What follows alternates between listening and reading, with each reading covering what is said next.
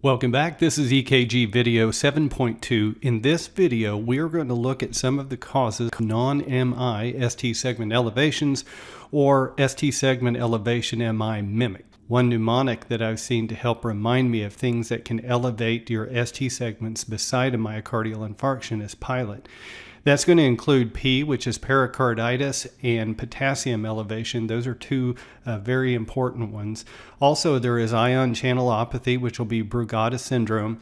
We know about left bundle branch block and left ventricular hypertrophy as an ST segment confounder.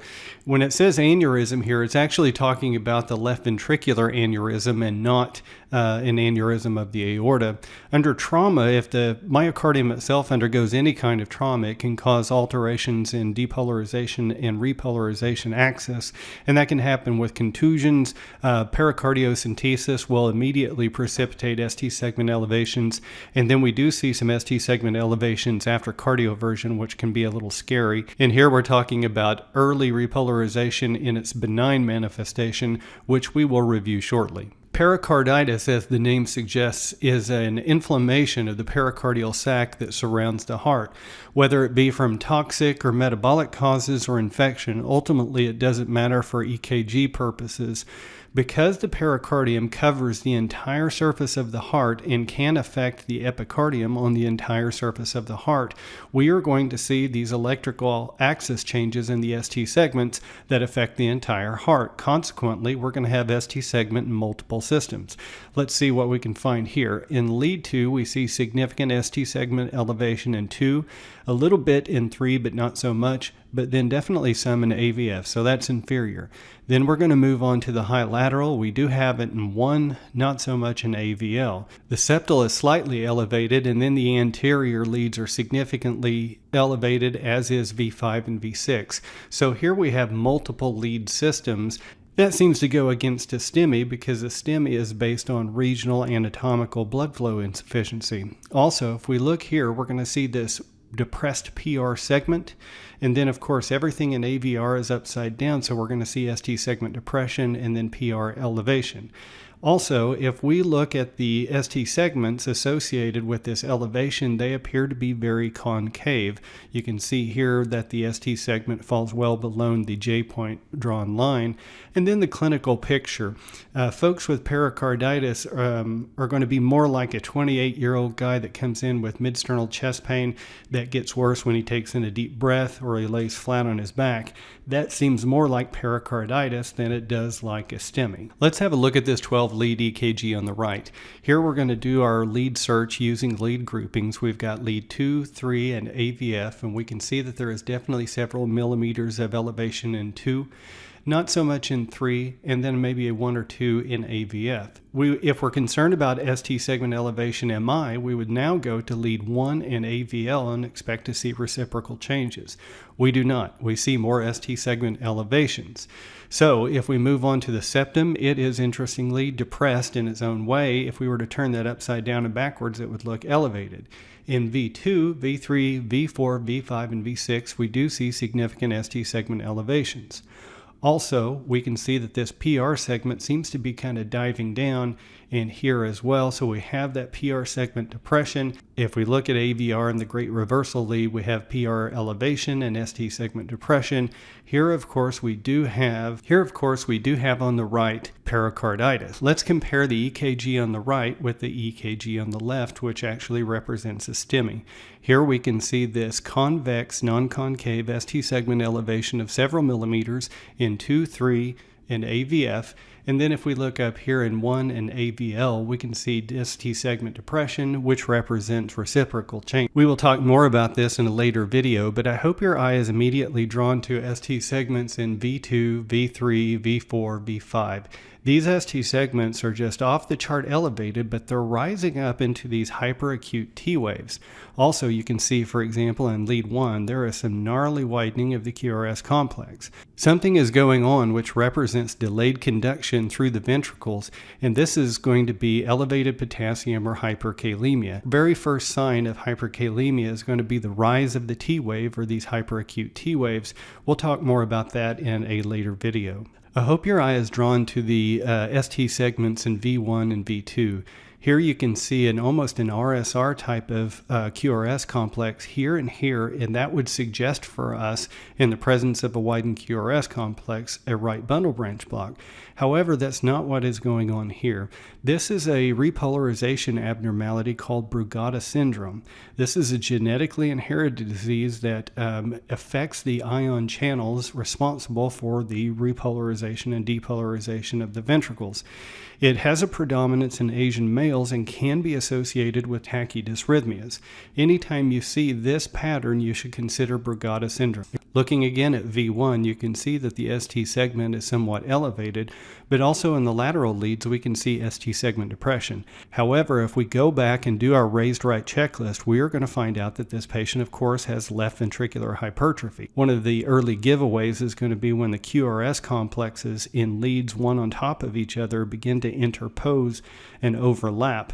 That implies significant increases in voltage and LVH. So initially our eyes are drawn again to the anterior leads V1, V2, V3, and we're concerned about ST segment elevation. However, after we do our checklist, we are going to recall that this is a widened QRS complex greater than 3 small boxes, and that we can see a notched or slurred R wave in lead V5, V6, and then most prominently in AVL. This, of course, is a left bundle branch block. Here again in the anterior leads all the way out to V4, we can see some ST segment elevation.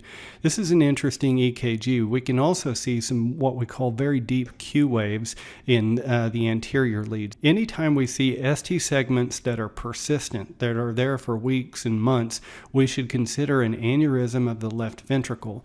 After a patient undergoes a myocardial infarction of a transmural or full thickness nature, so that would be a STEMI that does not undergo abortive treatment, we're going to see a left ventricle occasionally that will remodel in such a way that the left ventricle thins out and undergoes aneurysmal changes. That produces these chronic ST segment elevations. ST segment elevations can also be present in the setting of trauma.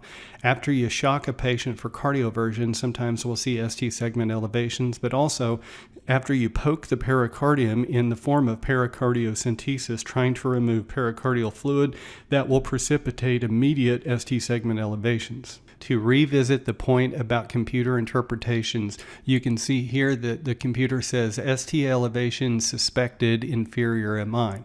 Well, let's look and see what the computer is talking about.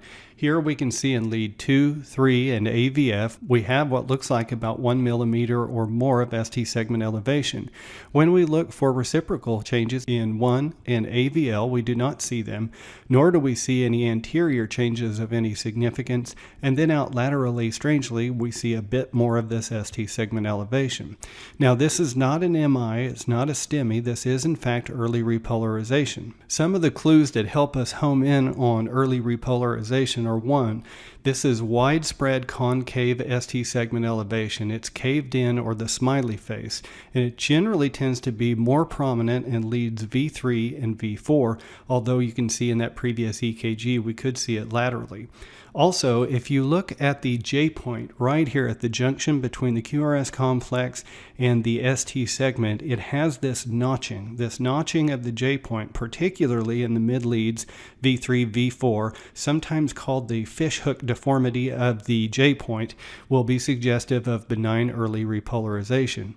Also, when we look for reciprocal changes or ST segment depressions in opposing leads, we do not see those except for AVR, which is weird. As we scan this EKG looking for ST elevation or ST changes, we can see in 2 and 3 and AVF there's a small amount of ST segment elevation. In 1 and AVL, there are no reciprocal changes, and then we can see here in V3 and then in V4, we have a little bit of elevation, but definitely that J point notching. We put all that together, particularly in a young healthy patient in whom this pattern is particularly common. We will arrive at the diagnosis of benign early repolarization. So on the theme of potentially life-threatening condition versus harmless finding, we are again focused on the ST segment elevation elevations and whether they could represent a STEMI or something other than a STEMI. For ST segment analysis, we have this theme before us of potentially life-threatening condition versus harmless finding. So I think that it's reasonable to take an evidence-based and kind of stepwise approach to evaluating the ST segments, and so I've proposed a simple algorithm that you can use initially when you're getting started reading EKGs. If we have a patient that shows up with chest discomfort or an anginal equivalent, we will of course take an EKG and try to interpret it within 10 minutes of arrival. That's the standard of care. We will look at that EKG, and if we see elevation of 1 millimeter or more in at least 2 anatomically contiguous leads, we will be concerned about ST segment elevation MI. If that answer is yes, then we are going to look for ST segment confounders. Left ventricular hypertrophy, left bundle branch block, paced rhythm. If any of those ST segment confounders are in place, especially early on, we will probably want to get some consultation, whether it's a collaborating physician, a trusted colleague, or even just sending the EKG to cardiology, and then weighing the patient's clinical picture against what you're seeing in the EKG. If we do not have any ST segment confounders in place, we have ST segment elevations with what appear to be reciprocal ST depression of 1 millimeter or more in at least one lead, then we are very concerned that we have an actual STEMI before us. Now, if there are no evident ST segment changes in the reciprocal leads, then we have to ask ourselves, is the ST segment morphology concave? Now, if the answer is no, if we have convex, non-concave ST segment elevations in those anterior leads that kind of take on that tombstone appearance, even if there are no reciprocal changes, we are still going to be very concerned about a STEMI. If, however, the ST segments appear to be concave, then we will consider, is there any J-point notching? Is that fishhook deformity or J-point notching present in V3 and V4? If the answer is yes, then we may be looking at benign early repolarization, particularly in young, otherwise healthy patients. It is not common to see benign early repolarization over the age of 65. If there's no J-point notching at V3 and V4 in particular, we would certainly consider pericarditis.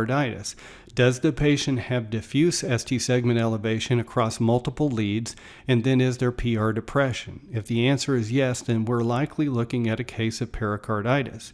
If the answer is no, and we haven't been able to identify a specific pattern for this particular EKG, and we still have clinical concern for an ACS, then we are going to have to continue to reevaluate that patient with additional EKGs, formulating a differential diagnosis. Perhaps the patient is having a PE or pancreatitis or whatever that's the cause of their pain. And then if a patient presents with chest pain and they are not having ST segment elevations, that returns us back to this algorithm where we're going to reassess the patient, tighten up our clinical picture with physical exam and history, as well as the point here is that even if a patient has a normal EKG, they still can be having a heart attack. Next up is going to be 7.3, in which we'll talk about ST segment depression and T-wave inversion.